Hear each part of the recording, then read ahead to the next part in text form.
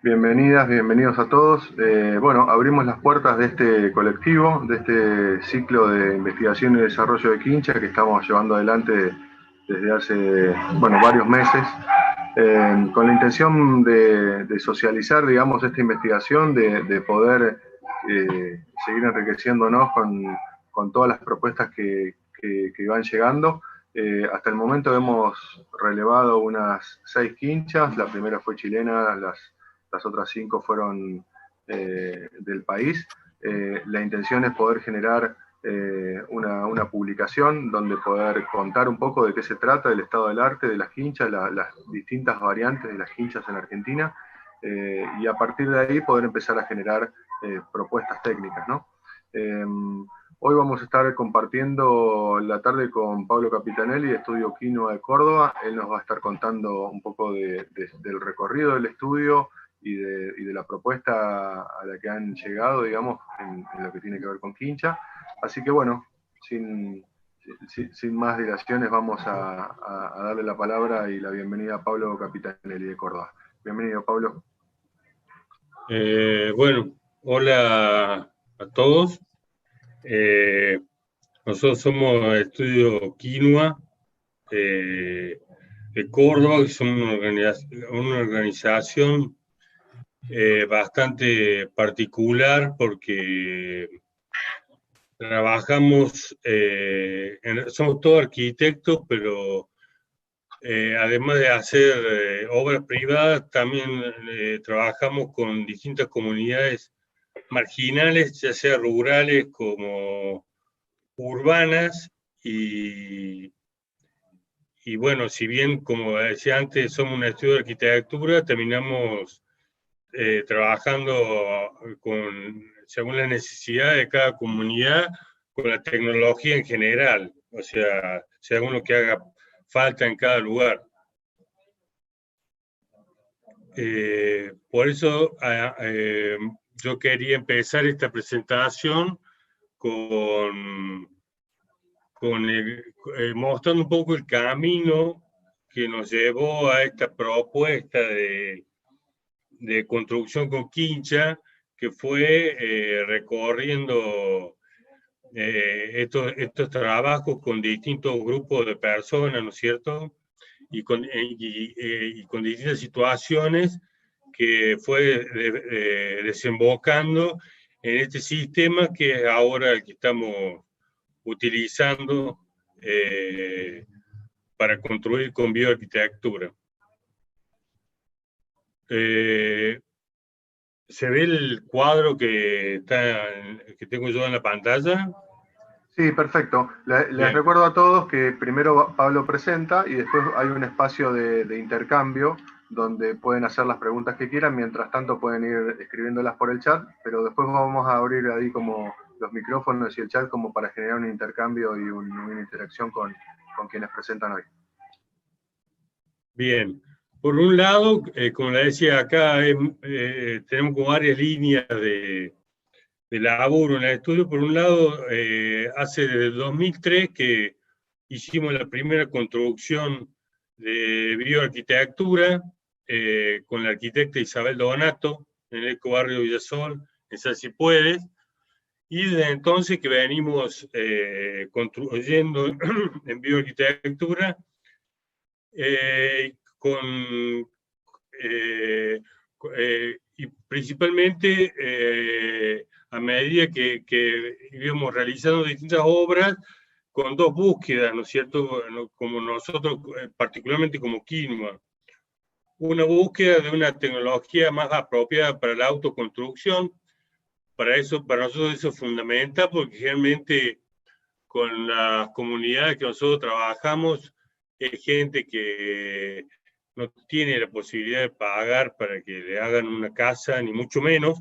Así que por ahí la única posibilidad de llegar a una casa es la autoconstrucción. Así que ese era un camino que veníamos recorriendo en distintas líneas y también en la bioarquitectura. Y por otro lado, también una búsqueda de una construcción menos artesanal, para bajar un poco la cantidad de variables, ¿no es cierto?, que si no hay que manejar en la bioarquitectura, que es un poco lo que estábamos charlando antes. Paralelamente, nosotros fuimos desarrollando otras tecnologías, como el sistema MPRA Trama Habitat, que es un sistema que es con plástico reutilizado. Al desarrollar ese sistema, tuvimos hace varios años atrás, tuvimos un encuentro en el desarrollo de ese sistema. Nos colaboró muchísimo el INTI, y tuvimos un encuentro a través de una convocatoria del INTI en Buenos Aires con la Secretaría de Vivienda de la Nación, donde nos hicieron una serie de críticas del sistema y que a nosotros nos sirvió muchísimo para mejorarlo. Y una de las recomendaciones, particularmente de la gente del INTI y particularmente de Alejandro y de Gabo, fue de adaptar sistemas que ya estaban muy probados, como el Platform Frame, por ejemplo, ver si lo podemos adaptar, ¿no es cierto?, al sistema que nosotros veníamos desarrollando. Entonces, a partir de esa reunión, a nosotros nos sirvió muchísimo, porque tomamos nota de absolutamente todas las observaciones que nos hicieron, y nos sirvió para adaptar el sistema de fundación, para hacer un sistema que se pueda adaptar a cualquier tipo de suelo, que es un sistema combinado entre zapata corrida y platea. La adaptación del sistema de Platform Frame al sistema que venimos desarrollando de plástico recuperado, entre otras cosas. Después, nosotros llevamos adelante un proyecto de desarrollo social de nación para capacitar a distintas organizaciones, tanto en Mendoza como en San Juan, para la construcción a partir de este sistema, el MPRA Trama Habitat. Entonces, una de las cosas que tuvimos que hacer, que era parte del convenio con el ministerio, era hacer los cálculos estructurales, y luego hacer los ensayos de laboratorio, sobre todo para todo lo que tuviera que ver con la cuestión estructural. En su momento se hicieron los cálculos estructurales, y para los cálculos el plástico no se lo podía tener en cuenta porque no había ningún tipo de parámetro para establecido, ni ninguna convención para cargar ningún dato sobre el plástico. Así que todos los cálculos se hicieron sobre una retícula vacía. Entonces, eso, y fue también muy bueno porque nosotros teníamos que hacer todo eso para la zona sísmica más complicada de Argentina, zona sísmica 4, y con 1 metro de nieve arriba del techo. O sea que si pasamos por eso, es que las cosas iban a estar funcionando.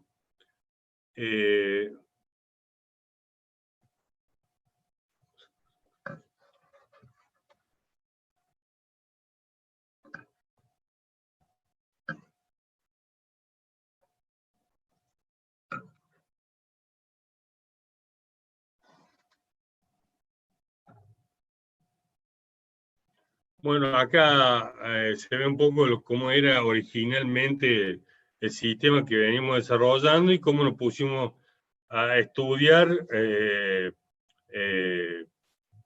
por consejo de los compañeros del INTI estos sistemas ya probados, ¿no es cierto? El Balloon Frame y el Platform Frame, que es como una evolución del primero. Este como es el sistema, como le decía, que también desarrollamos de fundación, como para no depender de un estudio de suelo, porque muchas veces, la mayoría de las veces, no se tiene la posibilidad de acceder a un estudio de suelo. Una combinación de platea y zapata corrida que más o menos se banca cualquier tipo de suelo. Al sumo hay que hacer una consolidación previa si es un suelo demasiado malo. Después, como les decía, se hicieron toda la memoria de cálculo del entramado de madera, que era la estructura del sistema, para zona sísmica 4 y con 1 metro de nieve en el techo, y todos los cálculos dieron muy bien. Y después se llevaron estas probetas al laboratorio de la Facultad de Ingeniería y se le hicieron distintos ensayos, y bueno, fue fantástico porque todos los ensayos dieron que tenía 3 veces más de resistencia de lo que daban los cálculos. Así que eso nos hizo confiar mucho más en el sistema. Como le decía al principio, una de nuestras búsquedas es, ahí se ve una foto de una obra como veníamos construyendo de hace tiempo, ¿no es cierto?, en bioarquitectura, que con palo redondo, ¿no es cierto?, y que es una construcción como muy artesanal y muy determinada para cada obra, para cada lugar. Y entonces queríamos como que buscar algo mucho más sistematizado como para posibilitar sobre todo que las variables no sean tantas y posibilitar la autoconstrucción. Entonces, esas dos cosas,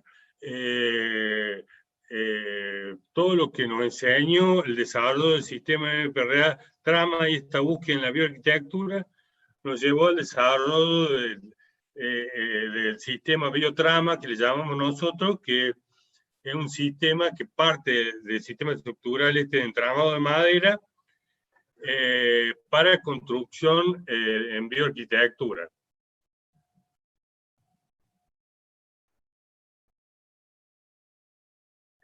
Bueno, como en el sistema MPRA, todo el tema del arrastramiento lo cumplía los mismos molones de plástico reciclado. Acá al vaciarlo de eso, desarrollamos un sistema de triangulaciones dentro de la misma, del mismo sistema estructural de reticulado de madera. El sistema se convirtió en algo muy simple. Eso lo pudimos verificar en las primeras obras, que además coincidió que las primeras obras que realizamos fue gente que no tenía muchas posibilidades para pagar una mano de obra, así que más que nada la llevaron adelante ellos, con alguna gente que los ayudó, o sea que era gente que no tenía prácticamente conocimiento de construcción, y se pudo llevar adelante lo más bien la obra. También no teníamos ningún tipo de herramienta ni maquinaria especializada, así que todo se construyó con herramientas muy simples, serrucho, martillo, y bueno, no hubo ningún problema. La construcción...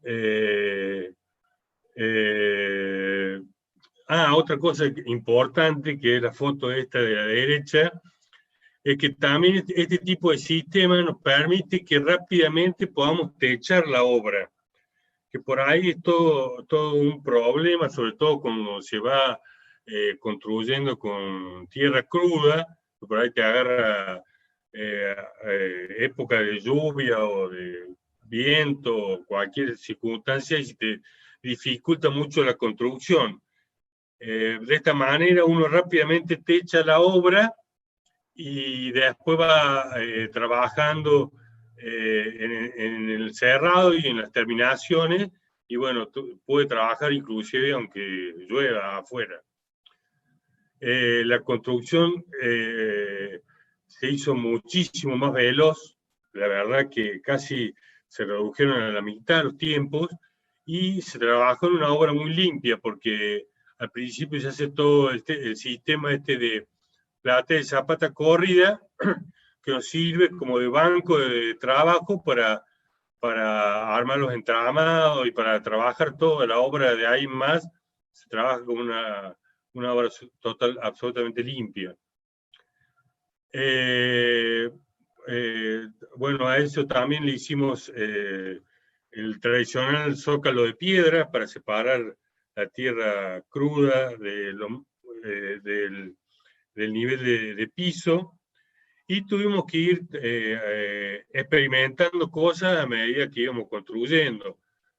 Porque, por ejemplo, tenemos unas líneas de agua, de contención de la quincha muy gruesas, entonces, para que no se marquen posteriormente en el revoque, hicimos como un revoque de transición ante el grueso, que fue como un castigado de barro, donde íbamos aplicando la paja seca, como se ve ahí en la foto, para que actuara como de un metal desplegado, ¿no es cierto?, que permitía el trabajo de la madera abajo sin que después aparezcan fisuras.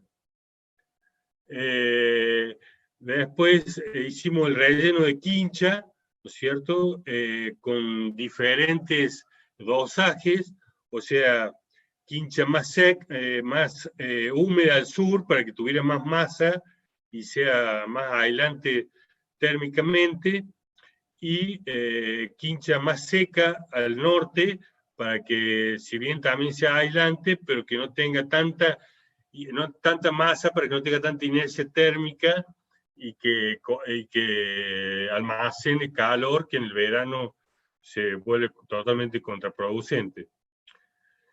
Acá se ve cómo, bueno, como la estructura es con secciones muy pequeñas, es toda estructura con madera de 2x4, reemplazamos las tradicionales líneas de agua que se usan para la quincha por unas alfarjías de 2x2 para lograr un espesor final de la pared que sea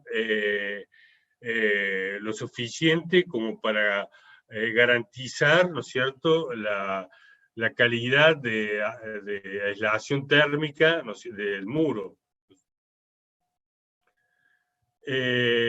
Bueno, en estas primeras obras aprendí un montón de cosas, también así, si bien el tema de la retícula en sí mismo es todo muy modular, sigue un módulo y todo, y es muy simple de hacer y muy sistematizado, pero también aprendimos que por ahí no se podía pasar de un módulo de a lo sumo 4 retículas o 5 retículas, porque después, si no, era muy difícil para montarlo en la obra. Después, en proyectos posteriores se nos presentaron otras situaciones, como por ejemplo en la construcción en un terreno con mucha pendiente, y la posibilidad también de reemplazar el sistema de fundación de la zapata platea a un sistema de retícula de madera sobre el pilote de quebracho, que esto es muy importante para no tener que andar haciendo grandes movimientos de agua, y sobre todo en las sierras de Córdoba,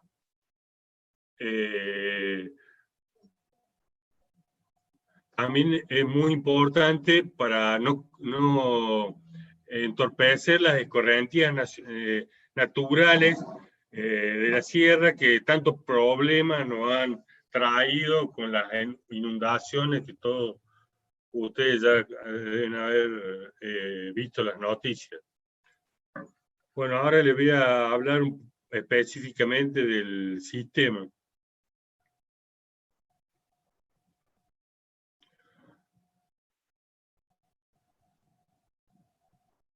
Bueno, acá hay una secuencia resumida del sistema, ¿no es cierto? Primeramente se hace esta fundación de combinación de zapata con platea, donde se colocan los peines de anclaje, que son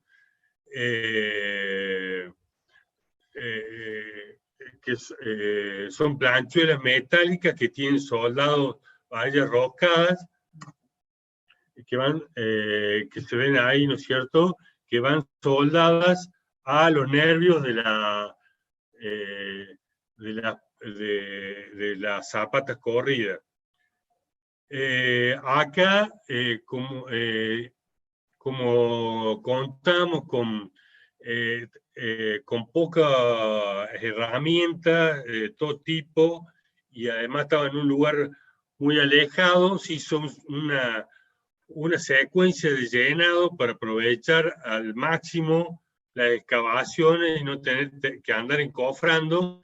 Entonces se fue llenando por partes para usar el terreno natural de encofrado. Se llenó primero las zapatas y después empalmando luego las mallas para llenar la medida perimetral y por último el contrapiso interno. Porque ahora nosotros en obras más grandes y con mejores accesos, esto se puede, con un sistema, el desarrollo de un sistema de encofrado perdido, se puede armar toda junta la platea y llenarla con hormigón elaborado de una sola vez, lo que hace obviamente mucho más fácil y mucho más rápido. Luego se hace un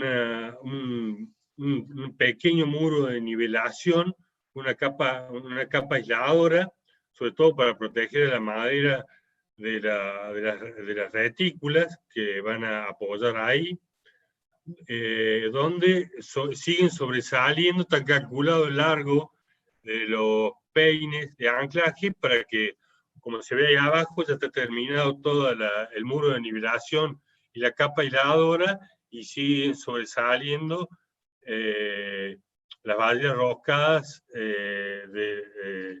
para recibir las retículas de madera.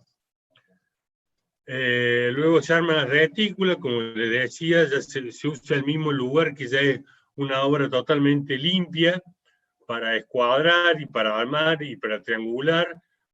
Para eso armamos un legajo absolutamente exhaustivo de los cortes y de todo, para que ya la madera venga casi, el corte ya el primero de los largos, sin contar algunos cortes que hay que hacer a 45 grados, ya viene directamente de la maderera, y después son muy pocos los cortes que hay que hacer en la obra, y todos esos cortes están especificados y están mostrados de una forma muy simple, como digo, para que cualquiera lo pueda hacer. Acá los chicos que están trabajando ahí conmigo no habían trabajado nunca con madera, y bueno, se pudo hacer todo sin ningún problema.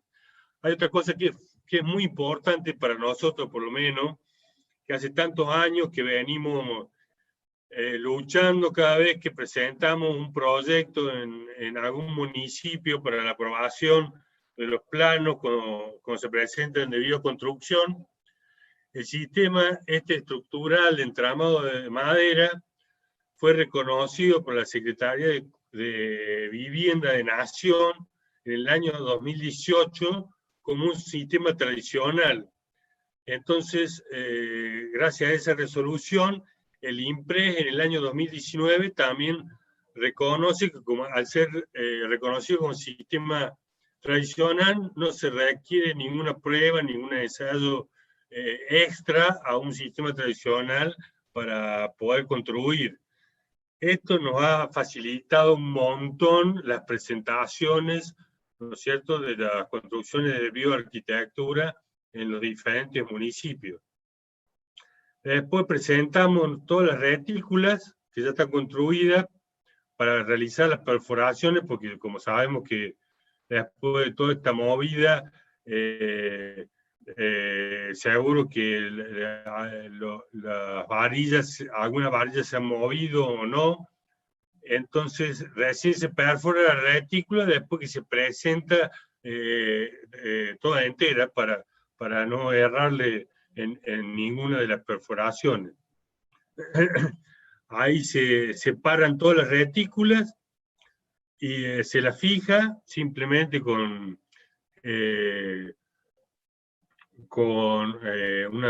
tuercas y arandelas Grover, arandelas planas, y se coloca, se la termina, ya al colocarla ya está firme, porque se empiezan a armar, ¿no es cierto?, las esquinas de retícula que le dan firmeza a toda la estructura. Después inmediatamente se empiezan a colocar los tirantes de los techos, lo que terminan de armar la caja estructural, lo que lo hace absolutamente estable y firme, y ni que hablar cuando le ponemos estas alfarjías que están cumpliendo la función de línea de agua, que al tener una sección importante de 2x2, ir de cada lado de la retícula ya, y hace también, unifica las retículas entre sí, si bien la unimos con varillas rojas, pero la unifica aún más, lo que hace que el esqueleto de madera ya tenga una firmeza que es realmente impresionante. Después hacemos todo el zócalo de piedra en todos los muros exteriores, y comenzamos con todo el llenado de la quincha, con estas diferencias, como les decía, de dosaje, usando una quincha más húmeda, con más tierra en el sur, que tenga más masa, una quincha más seca en el norte y dosaje intermedio en las otras dos orientaciones. Después, en todos los lugares donde va a ir las aberturas, se le deja tejido plástico para después hacer las terminaciones, una vez que se colocan las aberturas, y después del llenado de la quincha se le hace como este revoque de transición que contaba anteriormente, que es un castigado con tierra y pegado de la paja seca, cubriendo todas las paredes antes de hacer el revoque grueso y el revoque fino. Y bueno, ahí se ve ya terminado, ya con las aberturas colocadas, y bueno, eso es todo. Buenísimo, Pablo, muchas gracias por compartir. Si les parece, como dijimos, abrimos los micrófonos como para ir haciendo las preguntas a Pablo y equipo.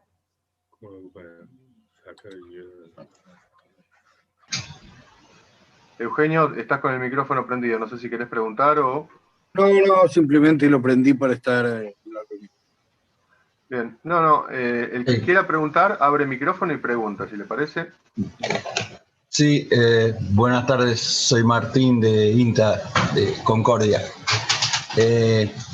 Quería preguntar, porque nosotros construimos casualmente con este sistema, y los ensayos que nos hace la UTN de Concepción del Uruguay hacen que no sean necesarias las diagonales. Les quería preguntar por qué, o si el sistema de ustedes les requiere tener tantas diagonales. Solo necesitamos rigidizar las esquinas, eso sí. Lo que pasa es que en realidad para el sistema estructural de la vivienda no hace falta tantas diagonales. Con algunos arrastramientos sería suficiente, pero también está muy bueno el tema de armar todos los módulos rigidizados, porque eso hace mucho más fácil el manejo de cada uno de los módulos de retícula. Inclusive posibilita, si uno quisiera, armar la retícula en otro lado y trasladarla a la obra y movilizarla y evitar cualquier tipo de deformación o cualquier tipo de inconveniente. Ya de por sí, la retícula, porque estamos hablando justamente de una sección muy pequeña, que es 2x4, así con toda esa triangulación y todo, cuando la llevamos para presentarlas, se mueve un poco, así que si no le pusiéramos tantas triangulaciones sería mucho más difícil de manipular. Y ni hablar ahora que estamos por comenzar construcciones en 2 plantas, donde pensamos, bueno, que va a haber que izar y mover mucho estos módulos de retícula, así que eso no va a garantizar que no va a tener ningún tipo de deformación. Sí, mirá, te comento lo siguiente, para ustedes 2x4 es chico, pero los madereros a veces es demasiado. Lo ven como grueso. Es más, las casas estas económicas que ven en el mercado, no voy a citar nombres para que se enojen, usan el 1x2 en los muros. Y con gran suerte un 2x2 como el que ustedes ponen en ese reemplazo de la línea de agua. Nosotros construimos por prescripción, ¿no? O sea, como se construye en Canadá. Y el 2x4 lo tenemos ensayado a una separación de 61 centímetros, sin nada adentro, y aguanta a la compresión esos muros 16 toneladas. Entonces, lo que veo la combinación interesante es que ustedes adentro de eso pueden poner lo que quieran. Inclusive nosotros cuando ponemos ventanas o aberturas, si la abertura es chiquita como un ventiluz y cae dentro de esos 61 centímetros, no hace falta poner nada. Ahora, si ya abarca más de un montante, hay que poner los dinteles en relación a eso. Pero lo que ha cambiado con el tiempo es que se han ido reemplazando todas esas diagonales que antes se usaban, y sí se pone especial énfasis en las esquinas. Igual hay algunos detalles que por ahí después, ¿no? Para no hacerlo largo, si quieren podemos charlar por ahí en privado, en otra oportunidad, de algunos aportes que le podemos hacer en la parte constructiva, y nosotros llevamos más de 50 casas hechas, y te puedo asegurar que los paneles los movés. Los canadienses ellos construyen de a 2 personas el entramado, y acá mismo levantaron muros de 10 metros de largo, todo de un solo saque. O sea que hay formas de moverlos sin tecnología sofisticada, ¿no? Y claro, ellos hace 200 años que construyen. Pero algunos detalles que creo que a ustedes les va a facilitar las cosas, se los podemos pasar, porque básicamente veo es como construimos nosotros. Bueno, Pablo y Martín, sí, nos ofrecemos como puente, digamos, para ese intercambio, digamos. Bien, una cosita. Yo digo de 2x4 que me parece poco porque veníamos construyendo con palos de 20 centímetros de diámetro, entonces es como pasar a otro mundo, ¿no es cierto?, en la bioarquitectura, empezar a construir con 2x4. Y después, nosotros también, todos los ensayos, todos los cálculos se hicieron con el sistema del entramado sin ninguna diagonal, porque justamente el sistema que tenemos nosotros de plástico, ahí al centro van las columnas de plástico, o sea, que no tiene ninguna diagonal. Y también, como te digo, dieron bien los cálculos y después los ensayos dieron 3 veces mejor que lo que daban los cálculos. Pero toda esta triangulación nos ha dado también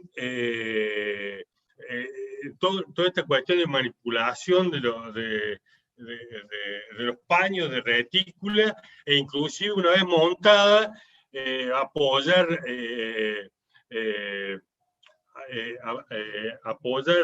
andamio, o sea, nos da una firmeza en la obra que realmente, nada, por eso también construimos, porque en el otro sistema, antes de poner las columnas de molones de plástico, también tenemos todo el entramado, que son únicamente bastidores verticales, pero trabajar con eso, con la misma sección y todo, y sabemos que aguanta y todo, que cumple con todos los requisitos constructivos, pero es trabajar con algo mucho más frágil que trabajar con esto que se banca cualquiera. Realmente es fantástico para laburarlo. Pablo, yo tengo dos preguntas. La subestructura que ustedes materializan, creo que es justo la pantalla siguiente a esta, que la materializan 2x2. Eso tiene que ver porque necesitan llegar a un espesor de 26 centímetros con el relleno por una cuestión de requerimiento de zona bioclimática para lograr el confort, o tiene que ver por una cuestión, digamos, estructural.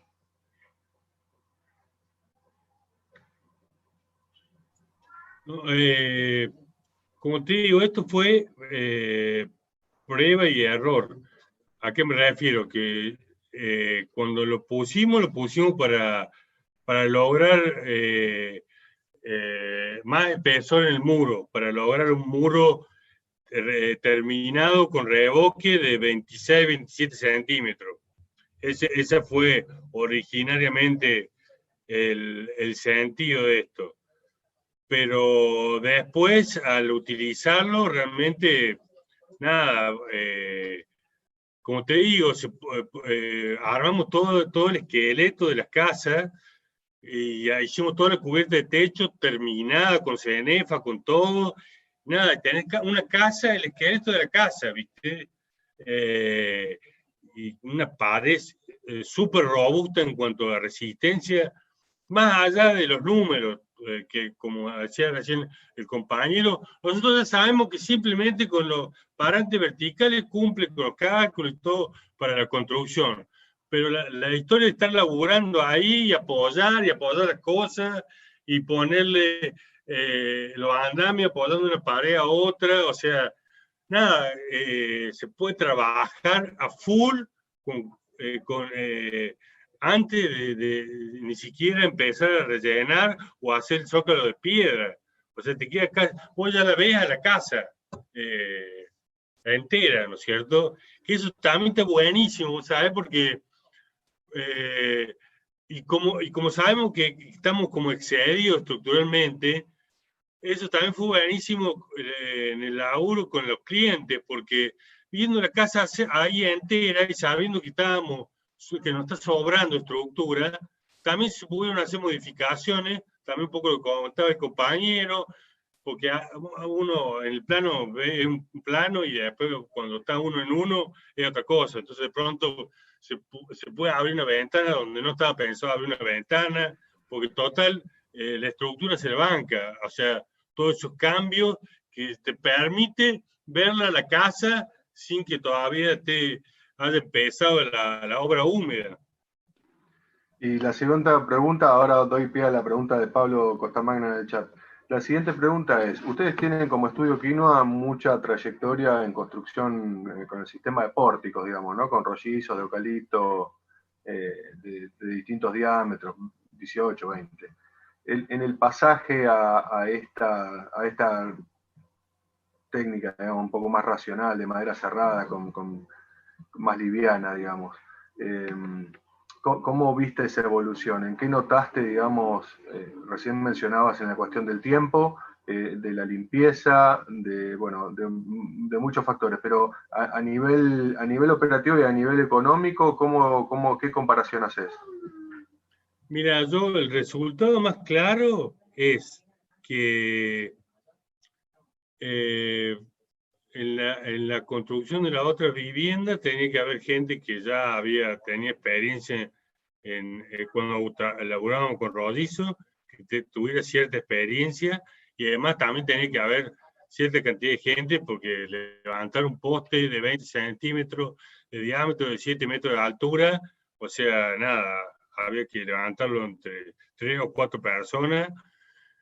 Y acá esta casa la construyeron los dueños con 2 pibes de la zona que le dieron una mano.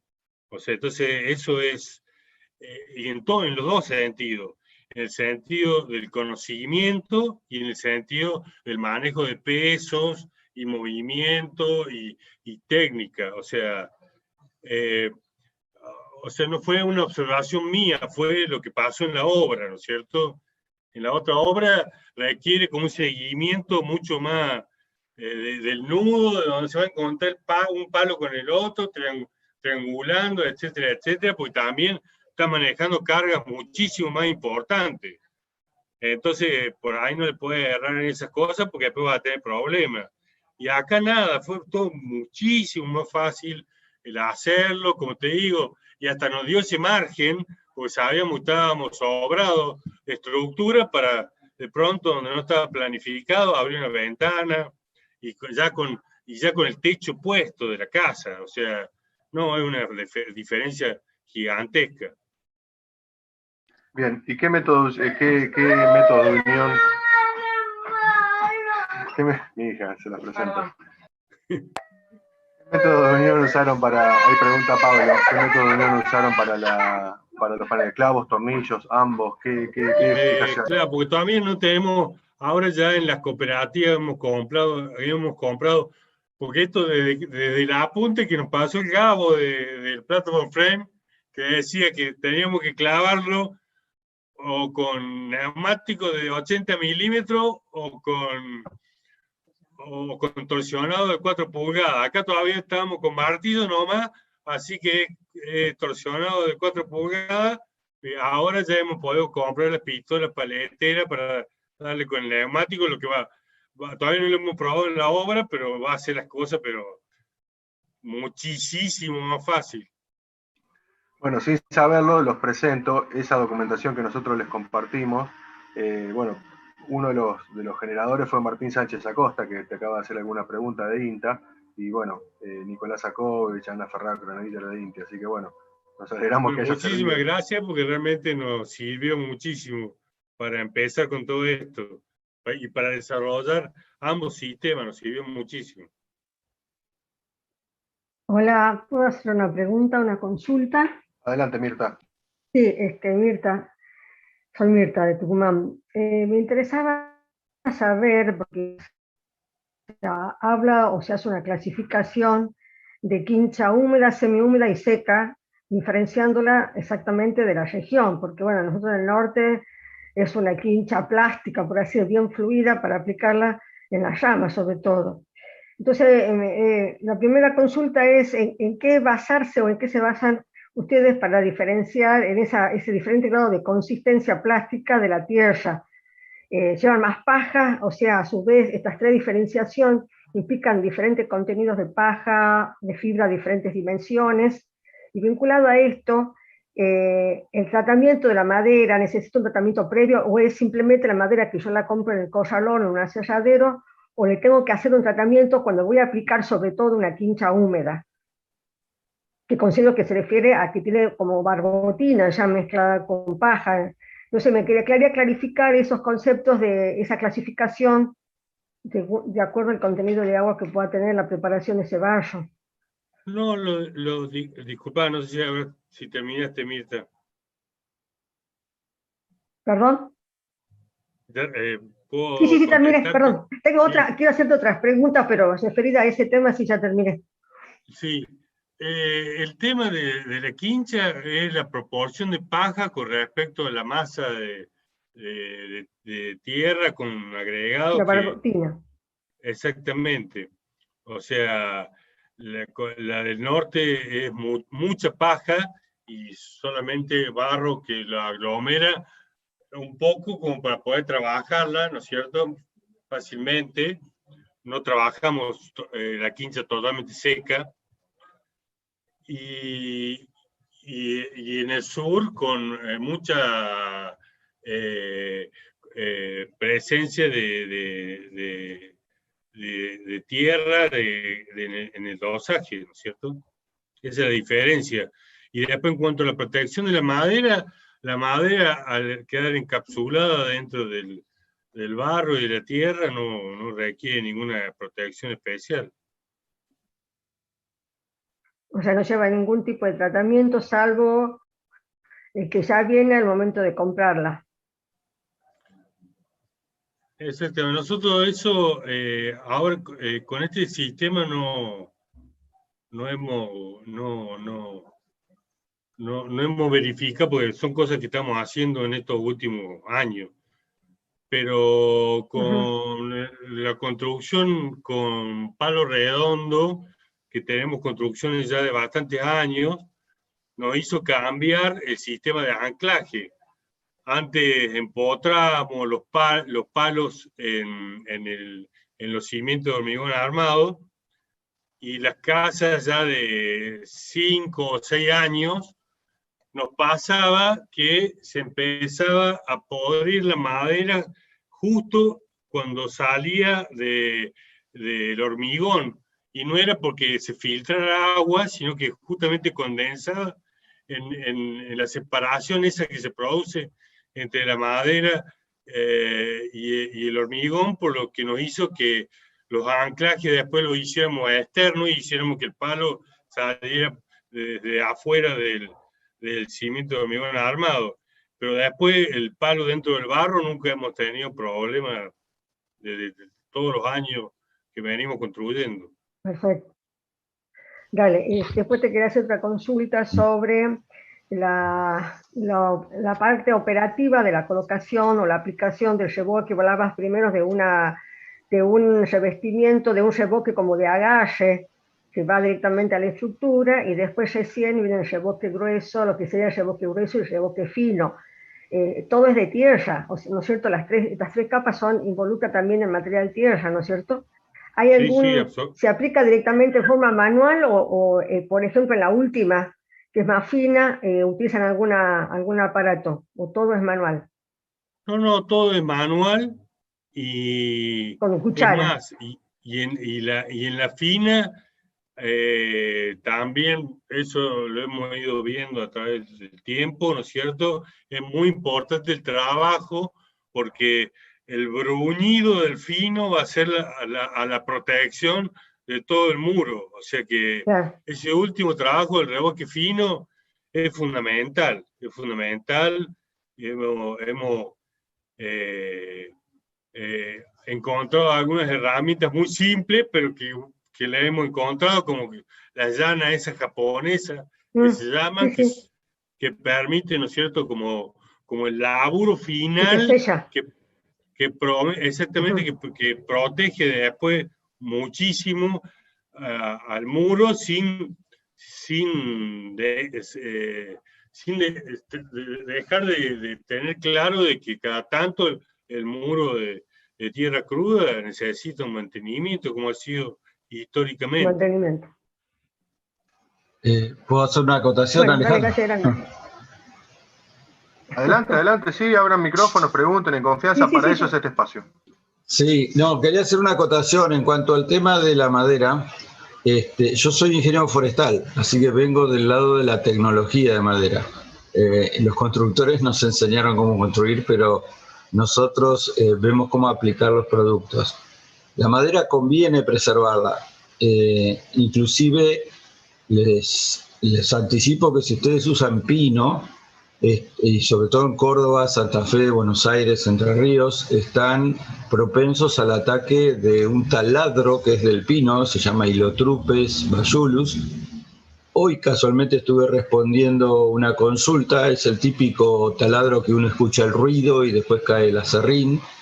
Y al pino, si llegan a usarlo, tiene que estar impregnado industrialmente, porque las preservaciones manuales no son suficientes para frenarlo y se meten en las estructuras normalmente. En cambio, en eucaliptus hay varias opciones. Yo, cuando me toque dar a charlas, vamos a hablar un poco, pero hay opciones que son más bien manuales. Pero conviene, porque inclusive cuando sacan los números en el costo de haberle aplicado estos preservantes, no es significativo. Y un tema sí radicalmente importante es el contacto con el suelo en la madera. Casualmente los postes de líneas aéreas se aconseja no empotrarlos con hormigón, sino directamente en suelo o en arena, como hace la UTN, porque la zona del cuello es crítica y si lo hacen con hormigón va a juntar humedad y humedad que queda retenida es propicio para los hongos. Entonces, la recomendación es la madera, preservarla, porque no es un gran costo, y según de qué madera se trate, y según dónde estén, en Tucumán no tienen, por suerte, el Lilotrupe, ni en la Patagonia todavía, con qué lo tienen que hacer. Todas las viviendas que se hacen de madera en Misiones, que compra el gobierno y demás, llevan madera preservada industrialmente, en autoclave. Bueno, era un aporte más. Nosotros, yo de conocimiento de madera es en base a la experiencia, no tengo el conocimiento que tenés vos. Pero sí, también por la experiencia nosotros usamos saligne, también por una cuestión de que no es atacado por los insectos como es atacado el pino. Así que tanto como cuando construíamos con rollizo, como ahora utilizamos siempre saligne. Lo que nunca hemos hecho es poner ningún tipo de protección y como te digo, de construcciones de 15, 16 años, estoy hablando de palo redondo porque esto todavía no tenemos construcciones de más de 2 años. El único problema que ha tenido el palo ha sido en los que han estado empotrados en el hormigón. En lo demás estaba perfectamente bien el palo. Bien, ¿alguien quiere abrir su micrófono para preguntarle algo más a Pablo?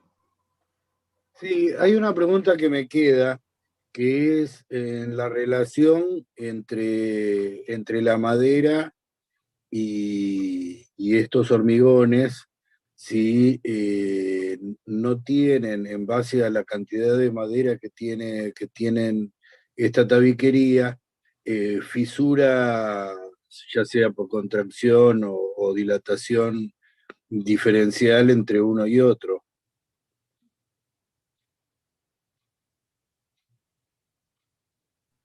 ¿Puedes decir el sistema con entramado, Eugenio?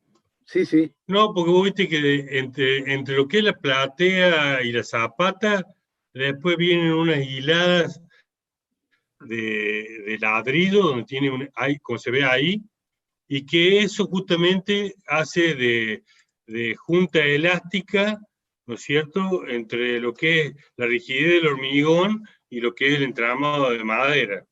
O sea que no se produce ningún tipo de fisura. ¿Y después con los revoques?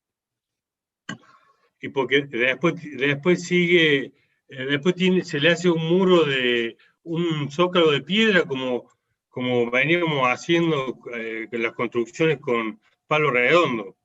O sea que los revoques nacen a partir del zócalo de piedra para arriba.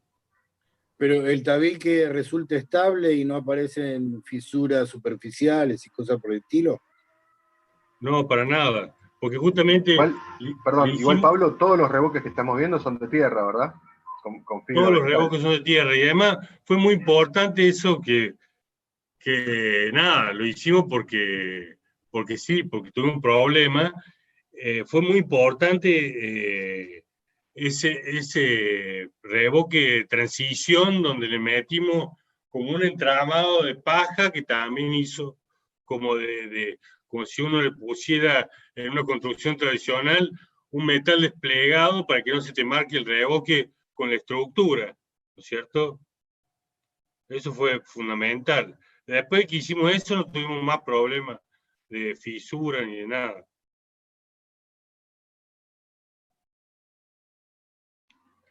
Bien, ¿alguna pregunta más? Así vamos cerrando. ¿Alguien quiere habilitar su micrófono y preguntarle algo más a Pablo y equipo? Les comento mientras tanto que ahí en el chat acabamos de pegar el link de YouTube donde van a poder ver este video. Hay mucha gente que ya avisó que lo va a ver en diferido, así que bueno, también lo pueden compartir a alguien que le interese.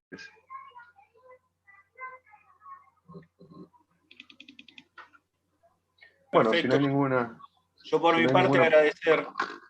Bueno. Y saludar. Muy interesante, che, como siempre aprendiendo todo el tiempo cosas nuevas. Muy bueno. Perdón, hay una pregunta en el chat, María Teresa de Río Negro. ¿Cómo resolvieron los revestimientos? Sí, a ver. Los revestimientos es como lo veníamos resolviendo ya con la bioarquitectura que venimos haciendo con palo, es que le hacemos como al grueso de tierra, ¿no es cierto? El revoque grueso de tierra, después le hacemos un revoque de arena con cal, ¿no es cierto? Para hacer algo, un revoque de transición entre lo que es el revoque de tierra y la colocación de los revestimientos. Y bueno, ha funcionado perfectamente bien. Y yo para cerrar, Pablo, una pregunta más. ¿Hay alguna comparativa, digamos, de costo de metro cuadrado en la cuestión estructural, digamos, siendo que ustedes vienen construyendo con rollizo y se pasaron a madera cerrada?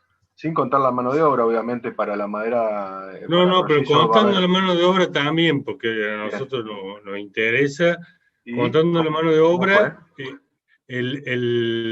la construcción, según nuestra experiencia, cada uno sabrá, la construcción con rollizo sale más o menos lo mismo que construir con un sistema convencional, porque el sistema convencional es más caro, es más o menos un 60% de material y un 40% de mano de obra, y en la bioarquitectura se invierte, justamente porque es una mano de obra bastante artesanal, entonces más o menos se invierte en un 40% de material, un 60% de mano de obra, pero termina saliendo más o menos lo mismo.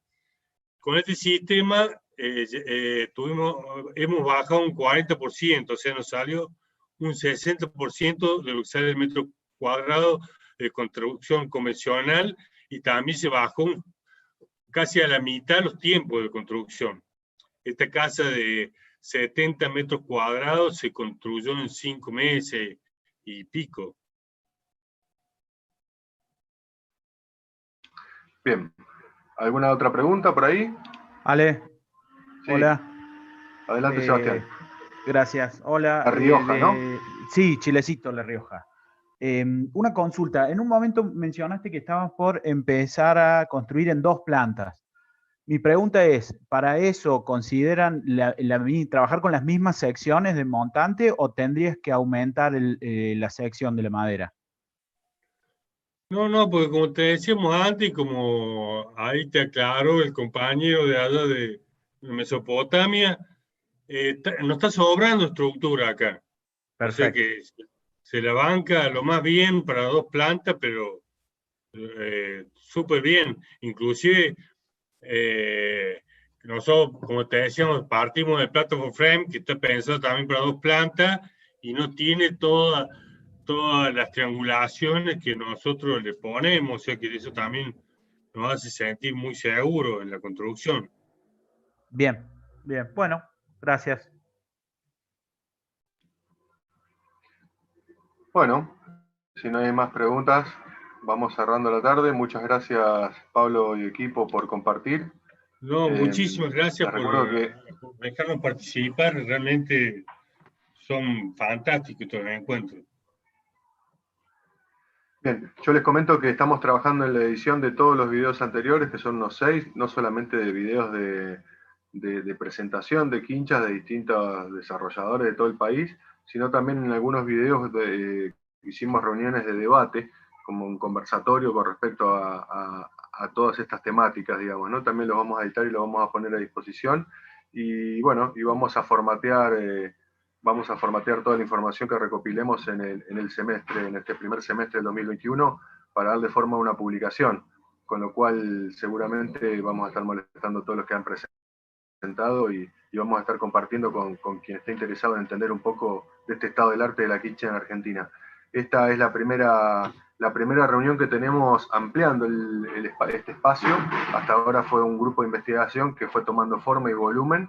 En esta reunión abrimos a la Red ProTierra Argentina y al ciclo de hábitat sustentable del Alto Valle de Río Negro. Así que la intención es, bueno, como la quincha, ¿no? Entramarnos para hacernos así como más fuerte. Bueno, muchas gracias a todos, buenas tardes, y nos vemos la semana que viene, donde va a estar presentando, si mal no recuerdo, otro cordobés, Armando Gros, con una quincha con fardos de cortadera, y dentro de 15 días va a estar presentando Emanuel Rocha y el equipo Bioreconstruyendo de la provincia de Chubut. Así que bueno, les vamos a estar compartiendo los links para que se puedan sumar. Muchas gracias. Bueno, fantástico, muchas gracias. Muchísimas gracias. Buenas tardes. Hasta luego. Gracias. Chao. Chao. Muchas gracias. Vale, chao, gracias. Bueno, con cordiales saludos. Hasta luego. Chao, Concordia. Chao, Gabo, Pablo. Vale, hola y chao. Hola, chao. Hola, ¿Cómo te fue, Kena? ¿Cómo te fue? Bien. Me di cuenta. ¿Qué haces, che? ¿Qué haces, Pablín? Qué lindo verte, boludo. Bien, sí, igualmente. No, recién, Pablo, les contaba, estuve en la audiencia pública, ahí viste, por lo del autovía, y sin que yo haya dicho nada, dijeron que era del IBIS. Yo no dije nada y en la transcripción tipográfica, taquigráfica, dijeron que era del IBIS. Pues, y eso, hubo alguien que se puso a investigar ahí. Es muy loco, para mí fue re loco. Yo no había dicho ¿No que era del sabes si IBIS. ponerte contento o qué? Claro. No, a mí que no me relacionen con esa persona, por favor. Cagaste. A partir de ahora van a poner ahí, a ver quiénes lo integran, quedan todos en la bolsa. A la bolsa y palo a la bolsa. Bueno, chicos, Bueno, nos che, vemos. espero que nos veamos pronto. Ya, bueno, Pablo, ahí te mando mensajes, seguimos por WhatsApp. Ahí te mando una. Dale. Dale. Chao, Gabo, un gusto. Un abrazo, Pablo. Saludos. Gracias. Chao, Vale, muchas gracias por la invitación.